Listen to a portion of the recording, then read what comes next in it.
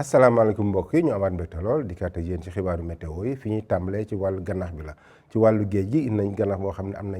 2 mètre ak genn wàll mën a dem ba ci biir géej gi ci juróom fukki kilomètre loolu nag mi ngi ci géej gi tey jii mën a dem ba suba ci àllarba bi ci fukki waxtu nañ ci bàyyi xel bu baax ci sama mbokki nappkat yi balay loolu nag ñu xool nataal niir yi ci Afrique sowu jant nu mu tëddee ay niir yu xaw yam am nañ ko niir yu bëri ci géej gi lay jóge daal di wàlli dugg ci biir waaxi Sénégal ak biir Sénégal ngelaw li nga xam dafay ëpp nag ngelawu jaas boobu mi ngi commencé di ëpp ndànk parce que boo xoolee détroit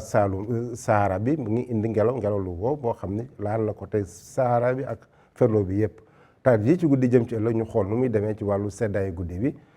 bi daanaka Ndakaaru du sedd noonu bu na am 20 degré ak juróom mais li ci des yëpp nag ay 20 degré ñaar 20 degré ñett la ñuy am ci digg réew mi côté Casamance 20 degré la ñuy am Ziguinchor 20 degré benn ñu am ko Sédhiou bu ñu nee ba Kolda nañu am 20 degré ak ñaar mais nag fi ñu gën a sedd ci guddi gi mooy diggante Linguère ak Kaffrine foofu na am 10 degré ak juróom-ñett donc yëg-yëgu seddaay bi foofu ci Kaffrine ak Linguère nañ ko fa yëg bu baax bu ñu nee ba ci bët gànnaar bi fu mel ni Podor nañu am 20 degré ak ñaar diggante Matam ak Bakel foofu 20 degré ak 20 degré ñaar la ñuy am bu ñu nee ba ci Tambacounda 20 degré ak benn ak Kédougou tam 20 degré ak benn bu ñu nee ba ci bëccëg gi nag bëccëgu àllarba ñu xool tàngaay bi ni muy tëddee daanaka Ndakaaru mooy gën a feex parce que na am 30 degré ak benn ci bët Saalum bi na am 30 degré juróom 30 degré juróom-ñett ñu am ko ci digg réew mi diggante Fatick ak Kaolack bu ñu nee ba ci kaw Ndar na am 30 degré ak ñett